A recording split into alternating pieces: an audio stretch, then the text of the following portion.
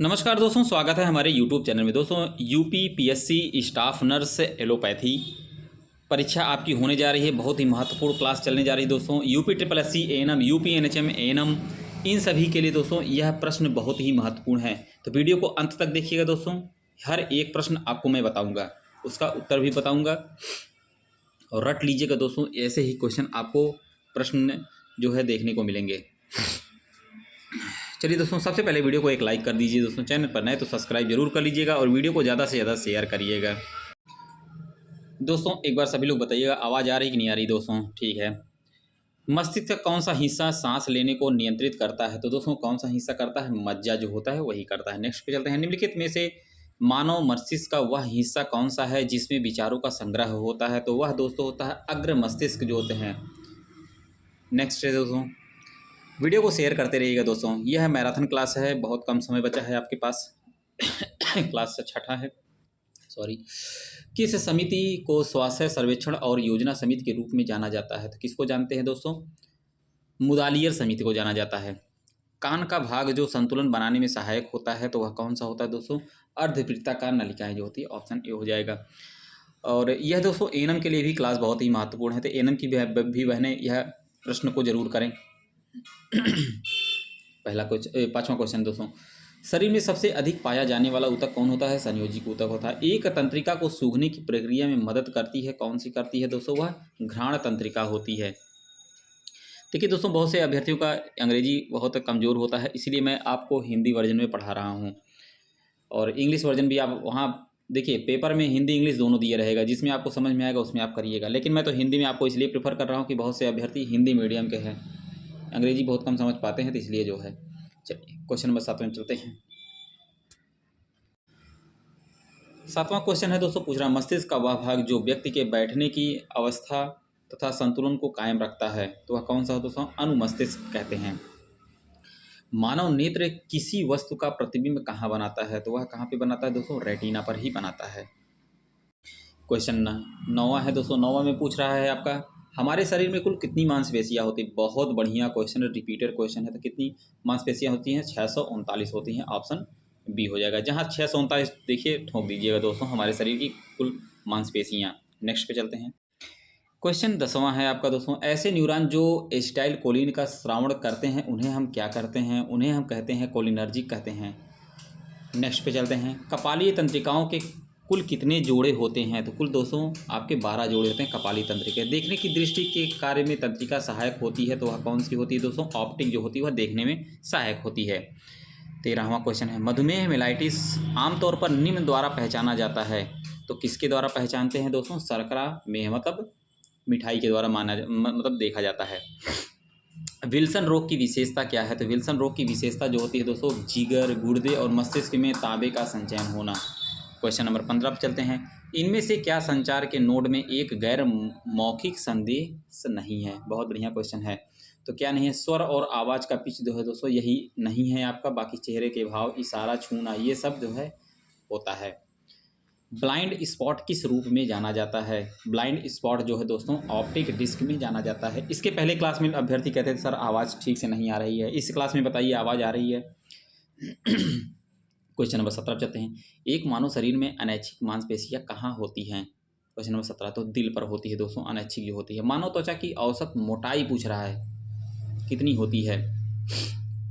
0.05 mm होती है, millimetre में होती है दोस्तों। सबसे बड़ी ग्रंथि की बात है, सबसे बड़ी ग्रंथि कौन सी होती है? लीवर होती है, यकृत जिसको हम बोलते हैं। नेक्स्ट पे चलते हैं। क्वेश्चन नंबर 20वां है दोस्तों, सबसे सिंपल क्वेश्चन है, तो आप हाई स्कूल से पढ़ते आ रहे हैं। आयोडीन की कमी के कारण क्या होता है? तो घेंघा रोग होता है।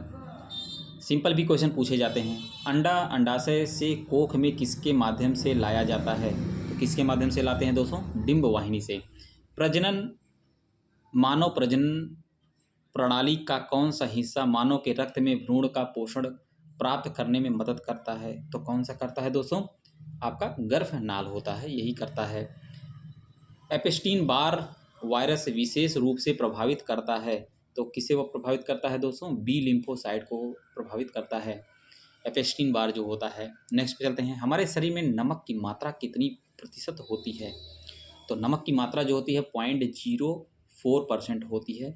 बहुत बढ़िया क्वेश्चन है दोस्तों ये। नेक्स्ट पे चलते हैं दोस्तों। यह थोड़ा सा इस तरह से होने की वजह से दोस्तों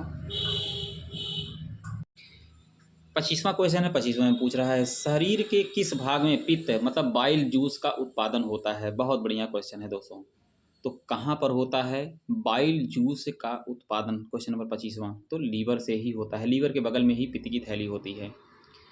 जब मानव शरीर का तापमान सामान्य शरीर तापमान में लगभग 2 से 3.5 डिग्री फ़ारेनहाइट कम हो जाता है तो इस स्थिति को हम क्या कहते हैं? 2 से 3.5 डिग्री अगर कम हो जाए मानव शरीर के सामान्य तापमान की बात हो रही है दोस्तों, तो हाइपोथर्मिया कहते हैं उसको। हाइपो मीन्स कम होना, हाइपर मीन्स ज़्यादा होना।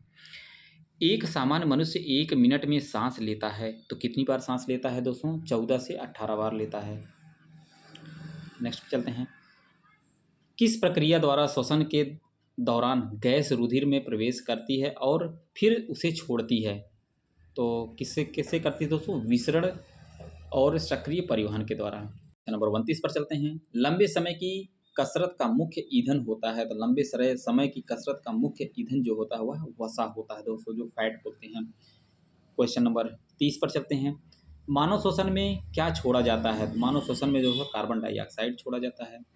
गले का एक फैला फैला हुआ हिस्सा, सॉरी दोस्तों खांसी थोड़ा आने लगी है। गले का एक फैला हुआ हिस्सा जो लड़कों में आवाज़ बॉक्स बढ़ाने के लिए जिम्मेदार होता है उसे हम क्या कहते हैं? उसे हम एडम का एप्पल कहते हैं। देखते होंगे दोस्तों गले के नीचे होता है, उसी को एडम एप्पल कहते हैं। शरीर के लिए एंजाइम बहुत आवश्यक है क्योंकि दोस्तों जीव रासायनिक क्रियाओं के उत्प्रेरक के लिए है दोस्तों। देखिए अगर आपको ऑप्शन ना समझ में आए, एक ट्रिक आपको बता रहा हूँ, जो सबसे लंबा ऑप्शन हो उसी को लगा दीजिए आप, अगर माइनस मार्किंग नहीं है तब। कभी कभी ये ट्रिक भी काम आ जाती है दोस्तों। किस ताप पर एंजाइम अधिक सक्रिय होते हैं? तो किस ताप पर सक्रिय होते हैं दोस्तों? 40 डिग्री सेंटीग्रेड पर होते हैं। पित्त का निर्माण कहाँ पर होता है? वह दोस्तों पित्त का निर्माण की बात हो रही है। क्वेश्चन नंबर 34वां, तो यह लीवर में ही होता है दोस्तों। लीवर में ही बाइल का निर्माण होता है और जो गाल ब्लैडर होता है उसमें जाके स्टोर हो जाता है। फिर जितना आवश्यकता होती है उतना पेट में गाल ब्लैडर बाइल जूस को छोड़ता है।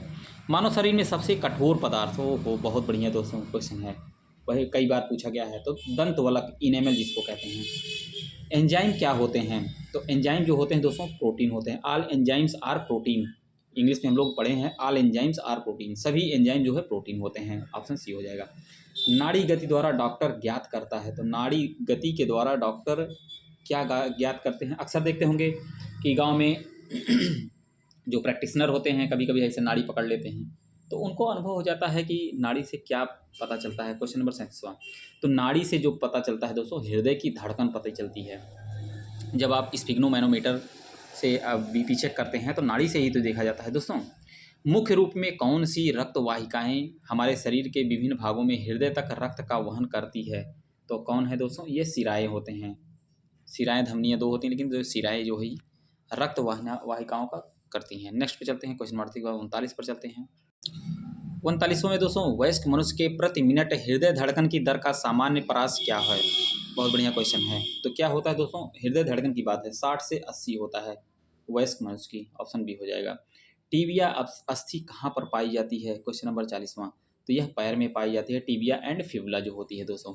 शरीर की सबसे बड़ी हड्डी कौन सी होती है? फीमर होती है दोस्तों। 41वां का बी हो जाएगा। मानव शरीर के किस अंग में हड्डियों की संख्या सर्वाधिक होती है?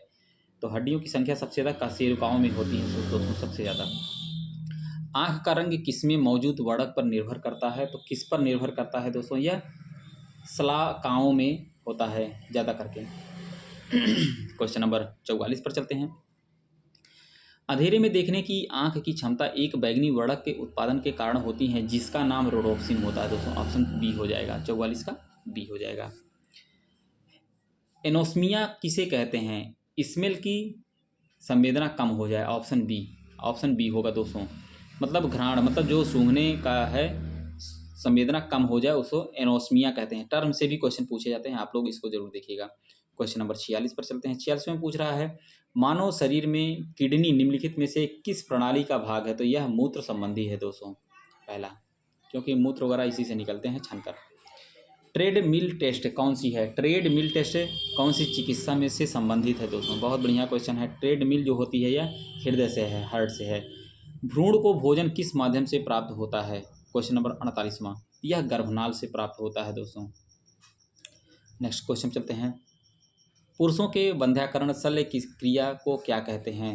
क्या कहते हैं दोस्तों? क्वेश्चन नंबर 49वां, तो वैसे टोमी कहा जाता है, ऑप्शन सी हो जाएगा। जो बधियाकरण होता है दोस्तों, नसबंदी जिसको कहते हैं पुरुषों में। निषेचित अंडाणु के इम्प्लांटेशन के लिए गर्भाशय कौन सा हार्मोन तैयार करता है? तो कौन सा करता है दोस्तों? प्रोजेस्टेरॉन हार्मोन को तैयार करता है। नेक्स्ट क्वेश्चन पर चलते हैं। क्वेश्चन नंबर 51 पर चलते हैं। गर्भाशय बुंब के लिए वैकल्पिक शब्द क्या है? तो यूट्रस होता है दोस्तों। पुरुषों में पुरुषत्व के लिए कौन सा गुणसूत्री संयोजन होता है? तो कौन सा होता है दोस्तों? आपका XY होता है मेल के लिए, और XX जो होता है ये फीमेल के लिए होता है।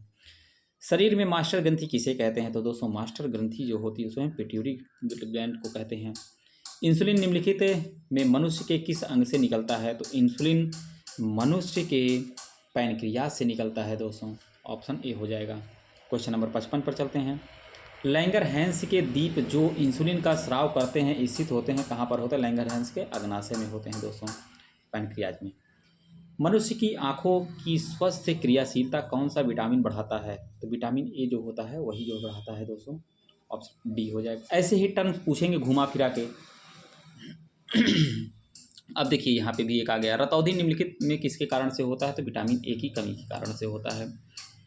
एस्टिग्मेटिज्म एक बीमारी है, तो एस्टिग्मेटिज्म जो है दोस्तों यह आंखों की बीमारी है। ऑप्शन बी हो जाएगा। मलेरिया रोग प्रभावित करता है, तो मलेरिया जो होता है दोस्तों किसको प्रभावित करता है? प्लीहा स्प्लिन को ही प्रभावित करता है। डिप्थीरिया रोग से कौन सा अंग ग्रस्त होता है? तो डिप्थीरिया रोग से गला जो होता है यही जो है ग्रस्त होता है। ज्वर मतलब फीवर क्या होता है दोस्तों? तो फीवर जो है आपका रक्त कणिकाओं की सूजन जो होती है वही होता है फीवर। रक्त कणिकाओं में सूजन हो जाता है जिसका टेम्परेचर बढ़ जाता है। 62वां क्वेश्चन है। एक रोगी को जो लंबी बीमारी से पीड़ित है और प्रतिजीवी व्यवस्था पर है उसके आहार में प्रोबायोटिक्स लेने के सलाह दी जाती है। प्रोबायोटिक्स पूरक है जिसमें आवश्यक मात्रा में क्या होता है? तो प्रोबायोटिक्स में दोस्तों क्या होता है? यह लैक्टोबैसिलस के एसिड के लैक्टोबैसिलस जीवाणु होते हैं प्रोबायोटिक्स में, इसीलिए यह दिया जाता है। नेक्स्ट पे चलते हैं। निम्नलिखित में से कौन रूमेटिक बुखार की मुख्य अभिव्यक्ति नहीं है? तो यह कौन सा नहीं है दोस्तों? देख सकते हैं यहाँ पर। देखिए रूमेटिक बुखार में कार्डिटिस भी होता है, त्वचा के नीचे गांठ भी होती है, कोरी होती है, लेकिन जोड़ों का दर्द या गठिया ये सब आपका नहीं देखने को मिलता है। निम्नलिखित में कौन सी बीमारी शुरू होने से पहले दूसरों को संक्रमित करने में सक्षम होती है? क्वेश्चन नंबर 64वां, यह कंठमाला रोग जो होता है यह दूसरी बीमारी को भी संक्रमित करने में सक्षम होती है। कंठमाला जो है शुरू होने से पहले ही जो है। नेक्स्ट चलते हैं। 65वां क्वेश्चन है। पीस अप जो है डायरिया की एक विशेषता क्या है? डायरिया की एक विशेषता दोस्तों यह टाइफाइड भी होता है। टाइफाइड में डायरिया भी होने लगता है। निम्नलिखित में से कौन सा टीका रोग सूचक HIV संक्रमण में कॉन्ट्रा इंडिकेटेड है जिसकी CD4 गणना 400 सेल्स mm³ से होती है से कम होती है दोस्तों? यह पूछ रहा है। CD4 की गणना 400 सेल्स पर mm³ से कम होती है, तो यह कौन सा होता है दोस्तों? कौन सा टीका है? यह आपका BCG का टीका है जो बच्चों के जन्म के समय लगाया जाता है। आंत्र ज्वर यानी टाइफाइड का कारण क्या होता है? तो टाइफाइड का जो कारण होता है दोस्तों वह जीवाणु होती है, बैक्टीरिया होती है। रिकेट्स किसकी कमी से होता है? तो विटामिन डी की कमी से होता है। 68 में डी हो जाएगा। 69 में चलते हैं दोस्तों। एक शुक्राणु का जीवन काल होता है 48 से 72 घंटे का ही होता है। योनि के pH का अम्लीय होने का क्या कारण है? बहुत बढ़िया क्वेश्चन है दोस्तों। योनि के pH का अम्लीय होना जो है डार्डलिन बैसिलस जो होता है यह एक उसमें बैक्टीरिया पाई जाती है। डार्डलिन बैसिलस जो होती है दोस्तों। लड़कों में यौन परिपक्वता का पहला संकेत क्या होता है? यौन परिपक्वता का संकेत जो होता है दोस्तों यह इसमें देखिए दोस्तों, लड़कों में यौन परिपक्वता का पहला संकेत जो बात की पहला संकेत है तो कई चीज़ें, जैसे आप एक्सिलरी बाल ये भी तो है, लेकिन पहला नहीं है दोस्तों। यह परिपक्वता इसमें पूछा है, पहला संकेत की बात है लड़कों में। तो यह जो होता है वृषण वृद्धि जो होती है दोस्तों, वृषण का बढ़ना जो होता है, यह पहला है। लंबाई में वृद्धि तो होती ही है, चेहरे के बालों में वृद्धि होती है, एक्चुअली बाल जो होते हैं वो भी निकल आते हैं यौन परिपक्वता में, लेकिन पहला संकेत वृषण वृद्धि ही होता है। फाइब्राइट यूट्रस किस में ज़्यादा होते हैं? तो फाइब्राइट यूट्रस की बात हो रही है दोस्तों। यह फाइब्राइड यूट्रस जो होता है दोस्तों, फाइब्राइड कहते हैं, फाइब्राइड है, तो यह 35 वर्ष से अधिक की उम्र में महिलाओं में होता है। 35 वर्ष से ज़्यादा जो उम्र होती है उन्हीं में ज़्यादा करके होता है, और इसका एक ही उपचार है, ऑपरेट करके निकलवा देना। ह्यूमन पैपिलोमा वायरस से संक्रमित स्त्रियों में किसके विकास का खतरा होता है? तो यह जो होता है दोस्तों सर्वाइकल कैंसर का होता है, ऑप्शन बी हो जाएगा। नेक्स्ट में चलते हैं। सामान्यतः रक्त कैंसर के रूप में निम्नलिखित में से किसे वर्गीकृत नहीं किया जाता है? तो किसे नहीं करते दोस्तों? कार्सिनोमा जो होता है इसको हम सामान्यतः कैंसर के रूप में नहीं कर सकते हैं। डिंब अवस्था है 75वां, तो गर्भाधान से 2 सप्ताह तक डिंब अवस्था होती है। हेलुसिनेशन किस प्रकार का डिसऑर्डर है? क्वेश्चन नंबर 76, तो यह जो है प्रिसेप्शन संबंधी है दोस्तों, परसेप्शन संबंधी है यह। हेलुसिनेशन जो होता है ऑप्शन बी हो जाएगा 76वां का। एमनेसिया किस प्रकार का डिसऑर्डर है? तो यह एमनेसिया जो होता है मेमोरी से संबंधित है दोस्तों। क्वेश्चन नंबर 77 का सी हो जाएगा। 78 पर चलते हैं। 78 में पूछ रहा है दोस्तों, सर्कमटेंशनली किस प्रकार का शब्द का उदाहरण है? तो सर्कमटेंशनली जो होता है यह थॉट का है। इल्यूशन किस प्रकार का डिसऑर्डर है? देखिए दोस्तों, इल्यूशन, ऐसे भी क्वेश्चन आपको देखने को मिलेंगे। इल्यूशन जो होता है यह आपका परसेप्शन से संबंधी है। स्वास्थ्य का निर्धारण निम्न में से किसके द्वारा किया जाता है? देखिए दोस्तों, मैं आप लोग को यह जो बताया हूँ आपके सब्जेक्ट से जो क्वेश्चन बनते हैं वह मैं आपको बताया हूँ। क्वेश्चन नंबर 80, तो स्वास्थ्य का निर्धारण निम्न में से किसके द्वारा किया जाता है? तो समाज द्वारा, पर्यावरण द्वारा, व्यक्तियों द्वारा, यानी सभी के द्वारा होता है। अब दोस्तों कुछ आपको कंप्यूटर से भी संबंधित मिलेंगे, सामान्य जानकारी से भी मिलेंगे, तो उसके लिए अलग से क्लास आपको चलाई जाएगी। वीडियो को ज़्यादा से ज़्यादा शेयर करिएगा, चैनल पर नए तो उसको सब्सक्राइब जरूर कर लीजिएगा। क्लास कैसी लगी कमेंट के माध्यम से जरूर बताइए। मिलते हैं नेक्स्ट प्रैक्टिस सेट के साथ, मैराथन क्लास के साथ। एएनएम, स्टाफ नर्स, इन सभी अभ्यर्थियों के लिए बहुत बढ़िया यह प्रश्न है दोस्तों। वीडियो को अंत तक देखने के लिए बहुत बहुत धन्यवाद।